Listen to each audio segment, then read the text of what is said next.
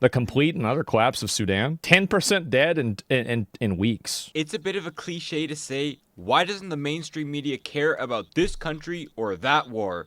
But if there is any truly ignored war on Earth, it's the one going on in Sudan right now. Since 2023... I think that honestly the media just turns a blind eye to all kinds of African conflicts and African, like, tragedies. I mean, I can see why. It's because it's not relevant necessarily to Americans, but it is crazy how much it gets overlooked. It really is.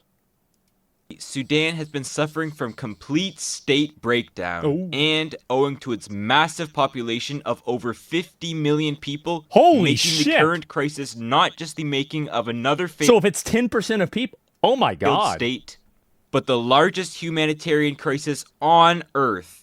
In 2025, it was the country with the highest number of people facing famine, of internal refugees, and the most mass death. Oh my. Beating out, not to use another cliche, these wars you might be a little more familiar with. So it beat out Ukraine and Gaza.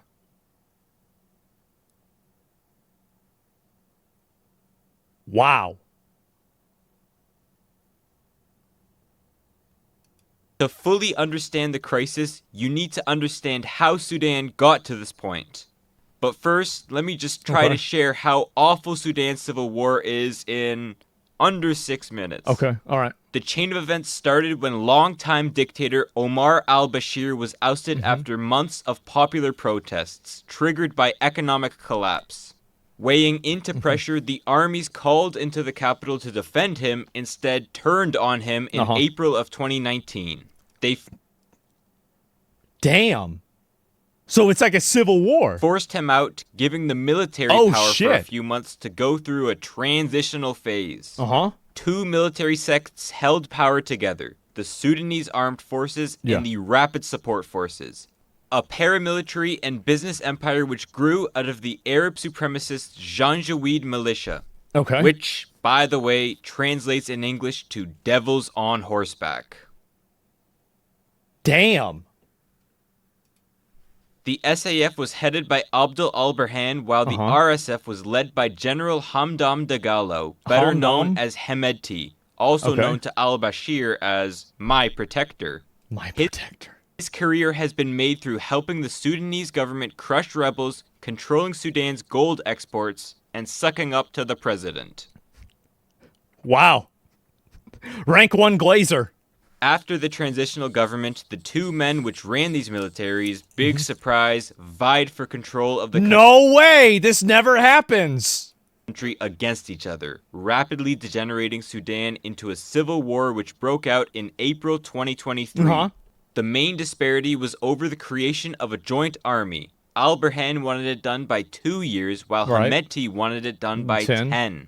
Naturally, they started shooting at each other to solve this debate. Naturally. Yeah, it makes sense. Now the SAF controls the east, Nile River, and coastline, posturing itself as the true government, while the RSF controls the west, including a region known as Darfur. Launching a campaign for either... I feel like, bro, I feel like these guys are cooked, right? I mean, they don't have any access to the water. I mean, really, I mean, they've got to be cooked. Maybe not. It seems that way. Total control of the country or to separate as its own state. The details aren't really hashed out yet. I didn't know this. The subsequent fighting has torn the Look at that. Yeah, this is like the PUBG desert map. Fabric of Sudan apart. Look at this. At least 500,000 have died, with 15 million displaced, overwhelming refugee camps, and 25 million suffering from hunger as farms and food stockpiles are deliberately burned. Why would they burn the food? In a country made up of 40% children, 90%... So all the kids... What the... This is sick. ...of them are out of school. This is total collapse. Wait, so 90% of the kids are out of school.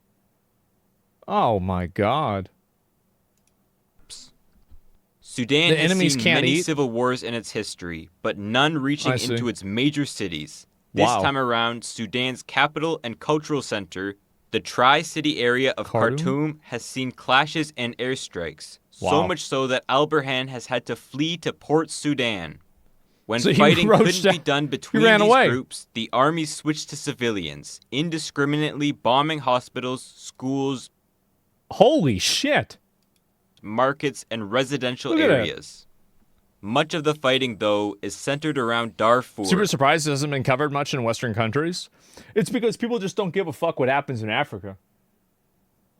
Like, it has no effect on anybody, really. That's the reason why nobody talks about it. I mean, like, I understand that's like a very raw and, like, fucking direct way to say it, but I don't think I'm wrong.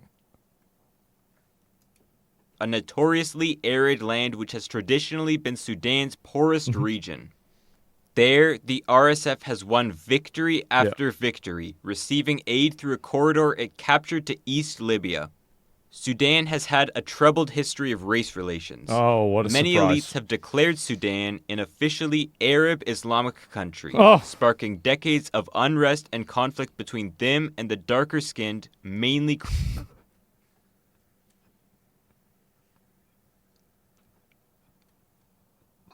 I wonder if, like, people will ever get over this shit. Like, will we ever be in a world where, like, why are you so brown? Where's my gun? Can somebody get my gun? I need to use it right now. Like, really? I wonder if it's ever going to stop. Christian people of the South, culminating in South Sudan's secession in 2011. Wow. More recently, though, has been the government's and RSF's fight against the non-Arab inhabitants of Darfur, a place literally meaning home of the Fur. This home of is the an fur. ethnically mixed region of Fur, Masalit, and Zagawa peoples, along with it's actually many a name. Okay. nomadic Arab tribes, many of which moved... Damn, what the fuck? Bro, look at that. That's like out of a video game. I didn't know they actually did this. I thought this was like... Oh my god. Look at... Yeah, this is... I feel like this is like a mount that I have to buy in a store. It's like a $25 mount.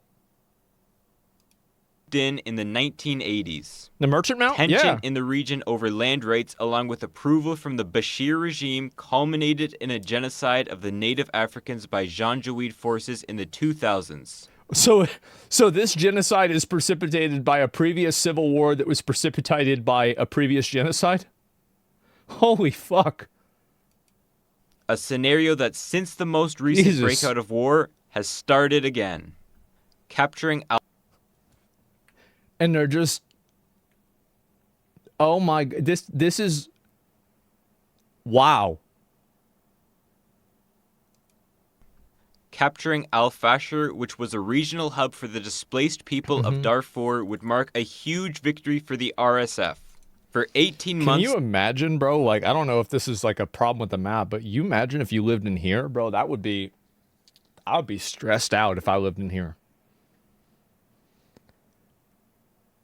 Like, that would be like, god damn, like, I gotta watch out. 18 months, they sieged the city, cutting food and medical supplies, building a wall of dirt around the city, and shooting anybody who tried to escape. Wait, that's the wall. So...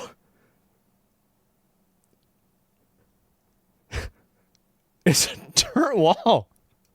On October 27th, 2025, they finally captured it, starting what would become the bloodiest few weeks of the year. So they got over the wall. The mostly Arab soldiers went through the city, systematically torturing and killing all inhabitants over the age of 10. Wow. This is a group whose members call for the extermination of all black skins from Darfur.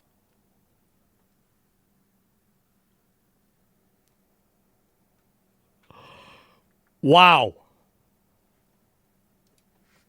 Shouting that women will soon have Arab babies, and who've posted these atrocities all over social media.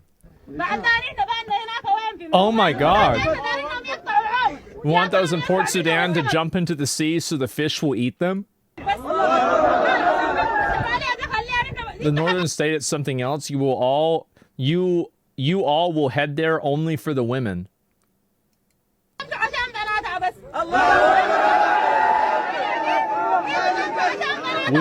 You will head there only for the women to cleanse their lineage.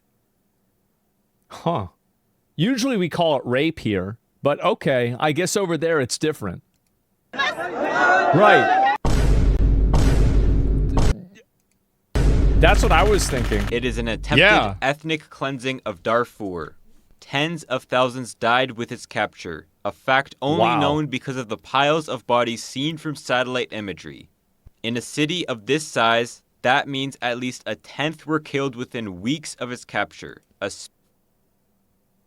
God damn. That's insane. Speed of mass death And the only way they could even know this was happening because they had satellite imaging of piles of bodies. Holy fuck, man. Seen in the modern world since the Rwandan genocide. Now, it is in all honesty more likely than not Sudan will collapse. At least it will collapse in its current form, with the West either formally seceding like South Sudan or creating a shadow government that basically acts as its own country without going through the increasingly useless motions of trying to become a UN member state. How could a country get so bad to the point where nobody has the power to stop what will likely go down as one of the worst mass killings of this decade? Modern Sudanese history has been a cycle of military rulers, people getting tired of them and their despotism, overthrowing them in popular riots, only to end up with another military ruler. Yep. That's about pretty much everywhere, actually. Yeah, there's many such cases. The cycle. Yep. This has happened for 3 cycles, making up 52 of the almost 70 years of independent history. These chunks were the rules of Ibrahim Aboud, Jafar Namiri, and Omar al-Bashir, respectively, each with a couple guys after them in the transition phase to the next military government. Sudan's current crisis is it's over. One warlord to the next. For who gets to lead the fourth.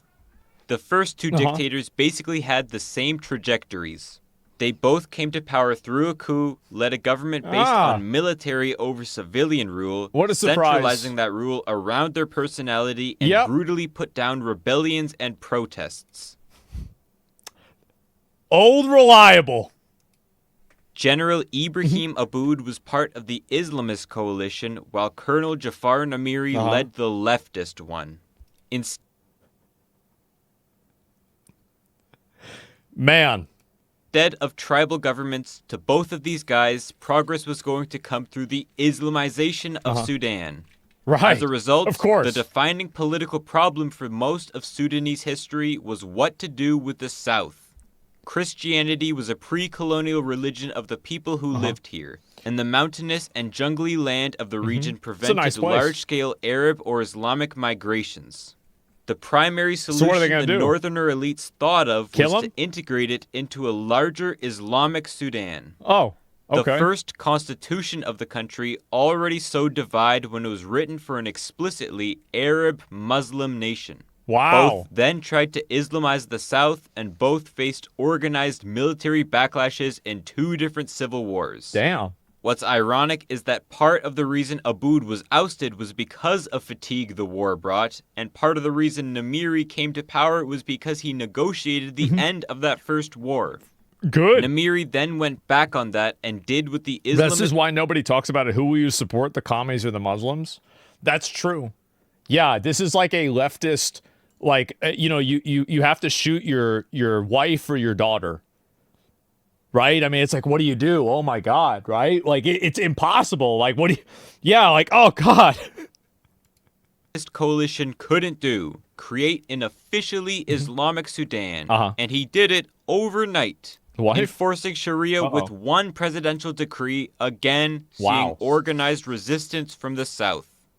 So for the first 5 or so decades of independent Sudanese history, the defining motivating force of the military governments was to keep the South in the country through mostly violent means, killings and burning villages. What the fuck? And they're trying to push their religion on them? Oh, wow. Big surprise. That didn't work. The waves of war would kill and expel millions. Yep. Mass killings, which would be history-defining for most other countries, were just a part of the enslavement. Into the 2000s. So they still do this. The long history of these wars. Uh-huh. What didn't help the peace was the discovery of oil in the South. Uh-oh. Here comes America. Which would represent a great help to the cotton-dependent nation. The national refinery to process it would be built near Khartoum, rather than in the south where it was originally planned for. And the main so they build it in an area where they have control over it. Yeah, it makes sense. Export in Port Sudan. Yeah.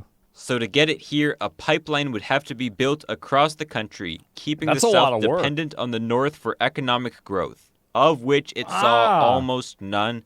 I drink your milkshake. I've seen this before. Yeah. No oil was exported until the 2000s. Oh, how about that?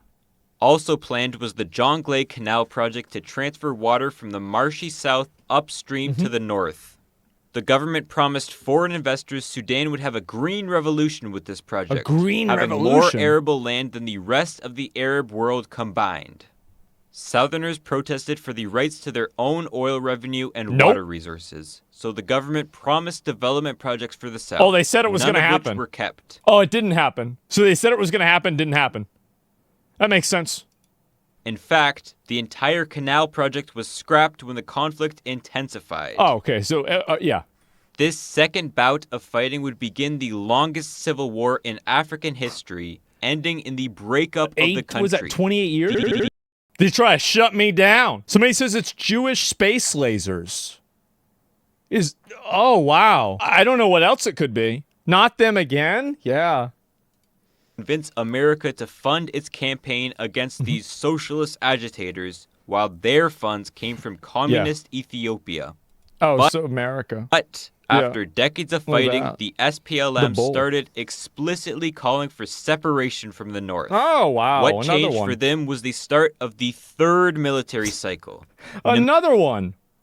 Miri was ousted in 1985. An ineffective administration couldn't keep power, only to be couped by the National Islamic Front. In charge, al-Charabi and al-Bashir. Holy shit. Okay, the new NIF government would do just as the others had done. Continue fighting the South and crushing their political opponents. Right. But just 10 years after they took charge, the NIF split. Is that Gandhi? No, it's not like Gandhi.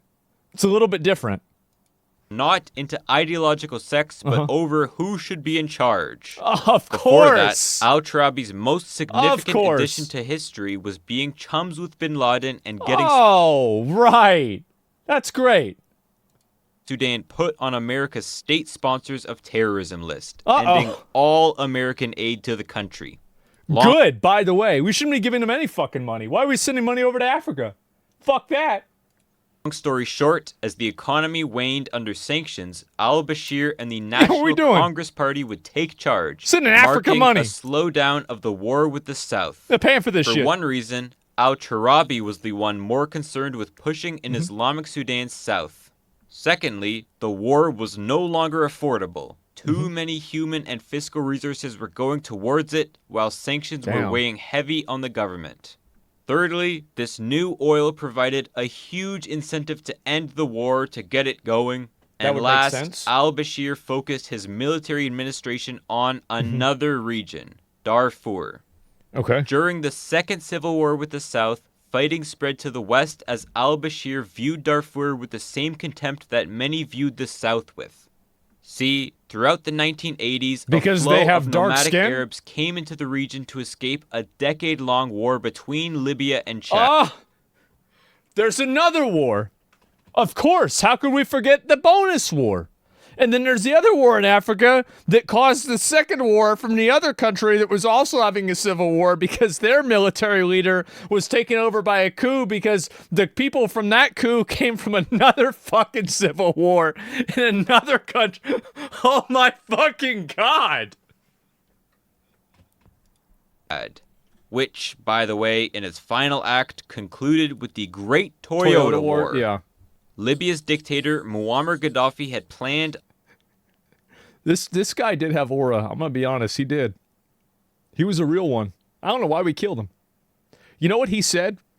He said that if you kill me, Europe will be overrun by Africans and Muslims. That's what he said. Huh. How about that? On expanding his kingdom down into Chad and eventually the entire Sahara. Green land. To help with this, he set up training camps around his enemies. So he just wanted to take... Honestly, we should have let him do it. I mean, he did torture people.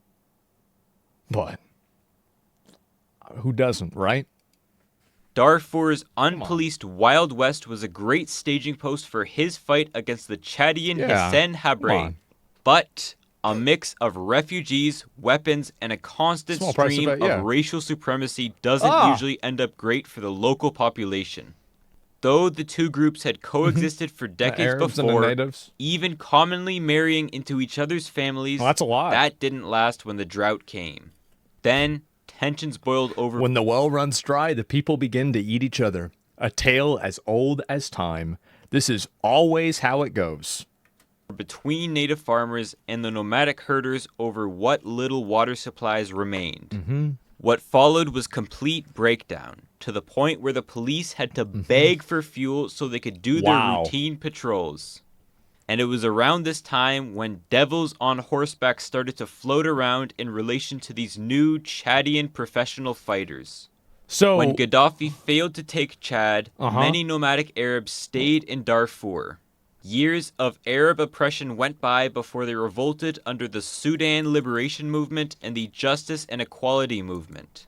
Fearing the region would end up like South Sudan. The Justice and Equality Movement. I wonder what that was. Al-Bashir empowered the Janjaweed to do as they pleased. Burn villages and kill locals en masse. Wait, so he just let them go and do whatever okay. Wow. Because many in the forces aren't paid, they've been incentivized to loot as much as they can. So they don't give them money because they're just going to steal it. Bro, look at those stairs. This is a PUBG map. What is this? Oh my God. Leaving behind empty apartments, offices, and shops, leaving refugees to swell in makeshift tent cities in the suburbs. Jesus. The Darfurian genocide saw the deaths of at least 500,000 people throughout the Second Civil War. Holy an atrocity shit. Which Hemeti played a key and personal genocide role in, and one which also made al-Bashir the first head of state ever to be indicted by the International Criminal Court for his role in masterminding it. What happened to him? As the military shifted its focus here, it left the South to negotiate their way out of the whole mess. Al-Bashir was open to it, and in 2005 they signed the Comprehensive Peace Agreement, outlining the post-war divisions of wealth and power, as well as giving the South the option to secede by 2011. Part of the reason I got a bad feeling about this one. NCP viewed the South as a distinct people, rather than a vacuum to be filled. Another, the American government pressured the country into it by promising to lift their sanctions if they gave the Christians freedom, which did not end up happening after news of the Darfur genocide broke. I'm gonna be honest. I think that as America, we just need to stop fucking, I think that this is, you never gonna fix this. If they're gonna fix it, they're gonna fix it. But we are never gonna go into Africa and micromanage them into democracy. We're not gonna turn Sudan into Italy. We're not gonna turn it into Mississippi. It's not gonna turn into Washington. Just let them do what they're going to do. That's it. Let them do it. I don't want to pay for it. We can maybe trade with them, maybe. But it's not going to turn into Japan. To nuke the shit out of them? Why would we nuke them? What the fuck would that do? They're not coming over here. They barely have running fucking water. Just let them deal with their own shit. In 2011, with a nearly 99... You want the oil? I mean, if we want to get the oil, we go get the oil, sure. But, couldn't we just have Saudi Arabia do that? They're, right next to it. Can we just give them money, have them do it? percent margin, they voted to become independent.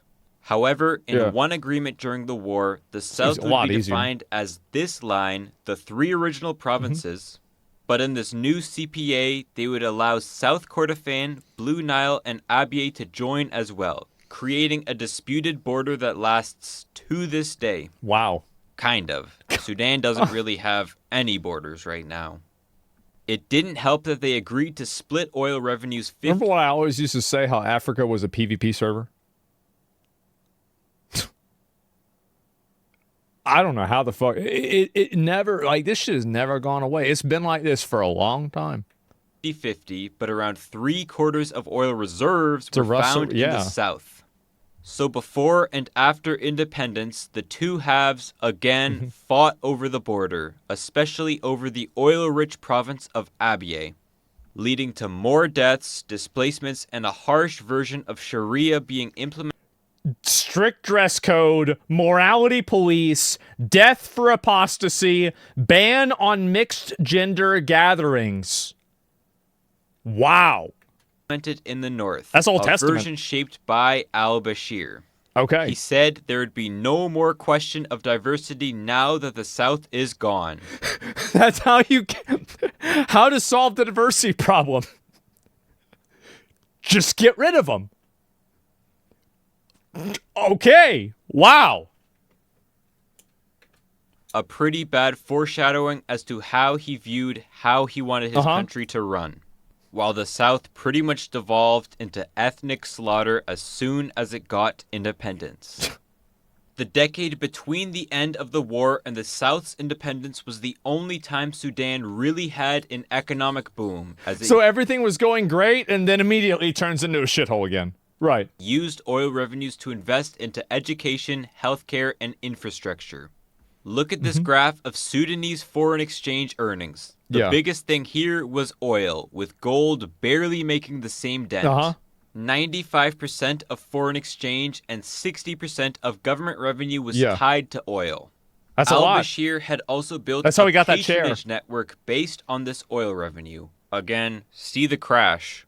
Where subsidies to basic goods were given to the Sudanese middle class, bribes and development projects were given to business and local elites, and funding to private security forces were all dependent on these fields. Okay. He also siphoned billions to overseas bank accounts for himself.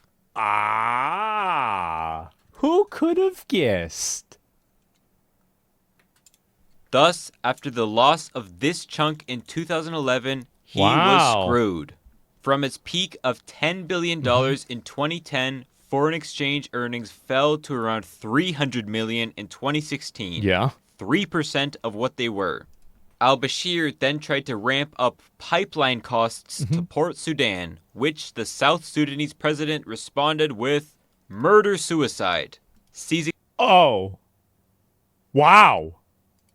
transport all oil through the pipe.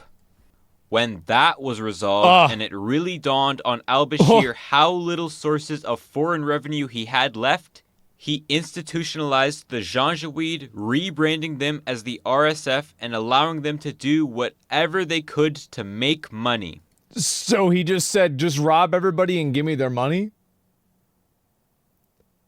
What the fuck? He basically privatized this militia group.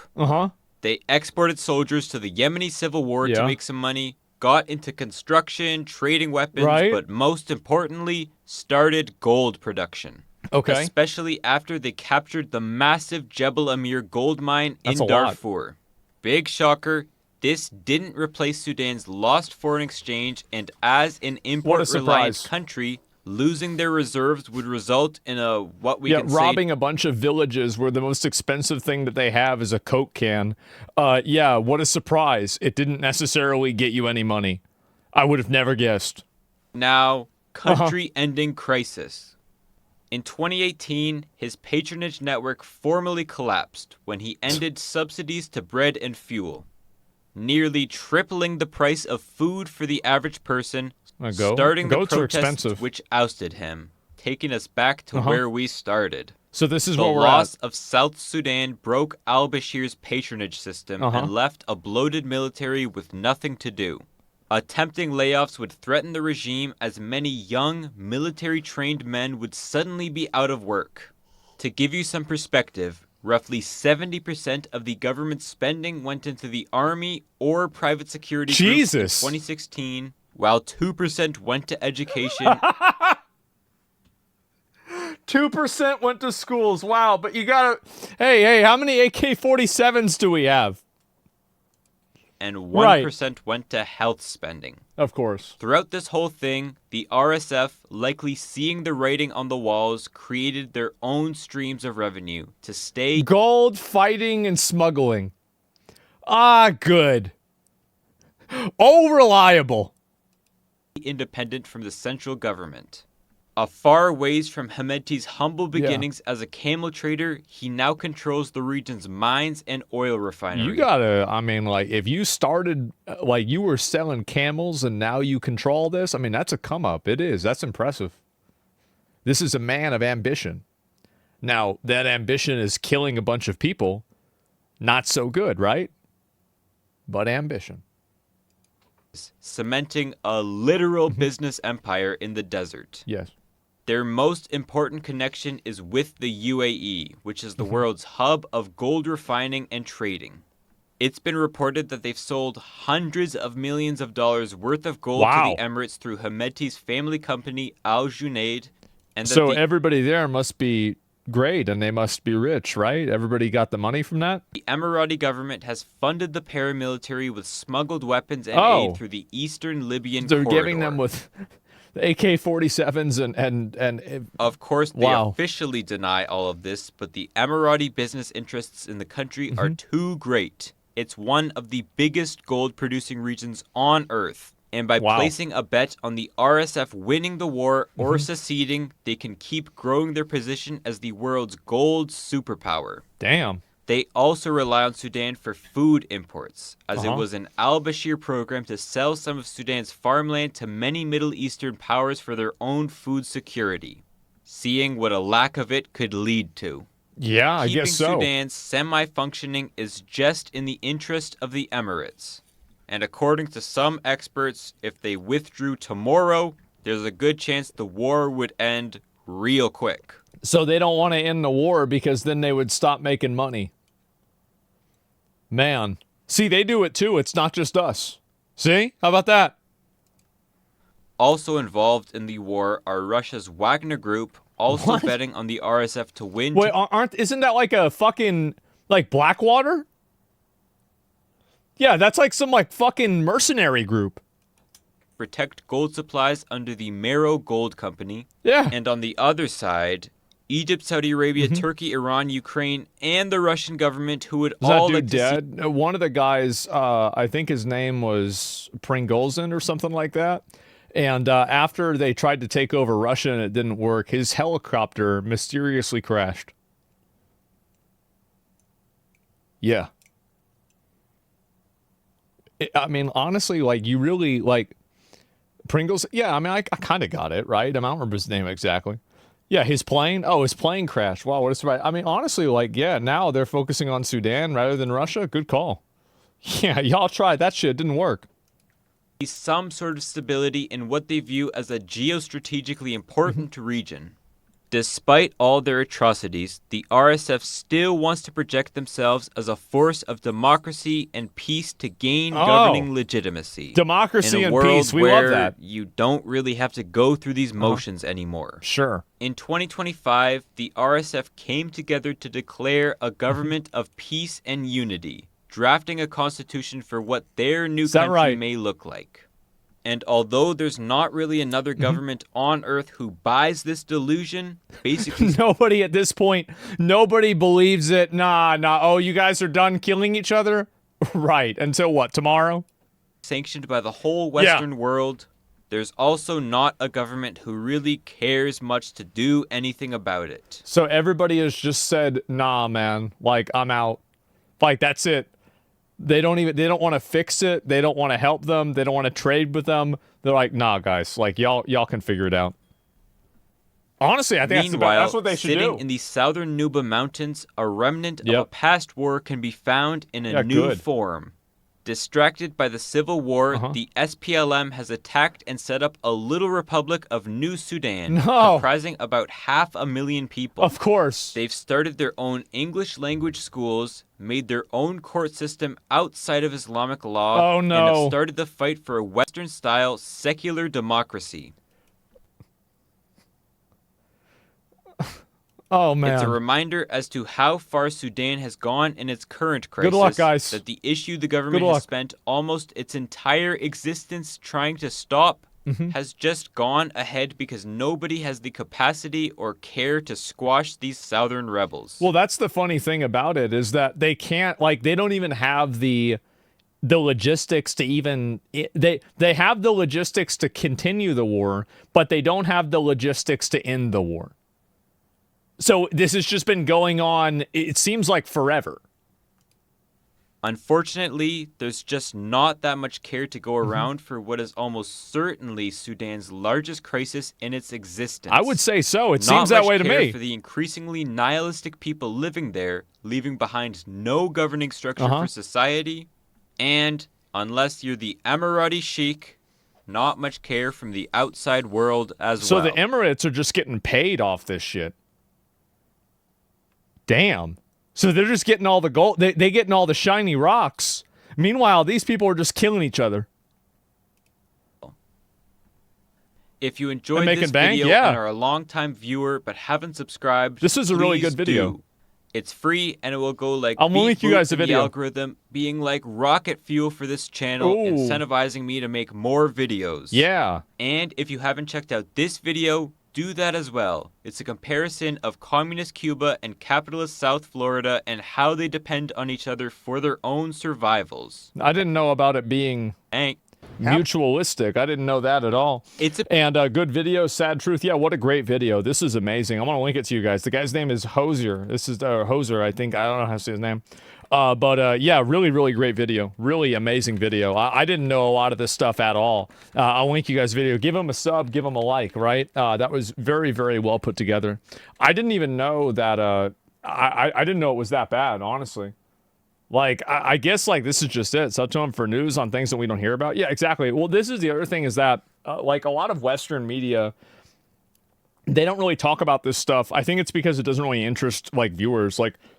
Most people, on the internet, and I think that in an international audience, you have a collective engagement, but whenever you're talking about a personal opinion, that isn't a problem. That's definitely not a problem. And there's no damn point. Moral of the story: if it's not Israel involved, it's minorities killing minorities. No one cares. I saw Family Guy. I think that we all know about that. And Moist Pal video on Nina. No, I didn't see that, but Hassan never speaks about this, of course. Well, I don't know. I mean, this is the thing is that it's one of these issues where I feel like everybody's wrong and it's just a total shit show. And this is my opinion on this has always been from an American's perspective is that's crazy. Wow. And never go there. Right? You guys want to kill each other and cut each other up, go ahead. I don't want to have anything to do with it. I don't want to have anybody going there. I don't want to be there. I don't want to trade with you, really. I don't want to have anything to do with you. Right? It's a clusterfuck? Yeah, it's just a massive clusterfuck. So, yeah. Nobody wins over there? Yeah, you're not going to convince them to turn their country into Japan. It's just not going to happen. If it's going to happen, it's going to be them doing it themselves. You're not going to well, what if we teach them to read? Oh, great. Well, then they'll learn how to kill each other even better. You got to change the fundamental. That's what it is. You summed up the videos, half the facts? I don't know. I like knowing the extra stuff, personally. I do. And, unless they have a Mr. Beast Fest. Oh, true. Yeah, Mr. Beast could go there and fix Sudan by building wells and giving them feastables. That's a great idea. And I see Casey on Twitter. Yeah, I talked about that for quite a while, actually. I did. I talked about it for a long time. So, yeah, new title of the Vieira video. I'll watch it at some point. Yeah, I investigated the murder capital of America. Which one? Yeah, which one? There's a lot of them. Yeah, I'm not sure. And should we just conquer Africa? No, I don't want to micromanage a bunch of fucking Africans. Why the fuck do I want to go micromanage a bunch of Africans? No. Absolutely not. Fuck no. Like, I just want to leave. I want to leave them the fuck alone. Just leave them the fuck alone. Like, what are we doing talking about this? Yes. It's not slavery. Well, like, not micromanage, fully manage, take control. Nah, it's a pain in the ass, man. It's a pain. You think that's easy to do because you haven't tried to communicate with people like this. Like, trying to take over a whole fucking country? That's, oh my God. Absolutely not. Like, life started there? Yeah, and it can stay there. Like, they can stay there. They can deal with it.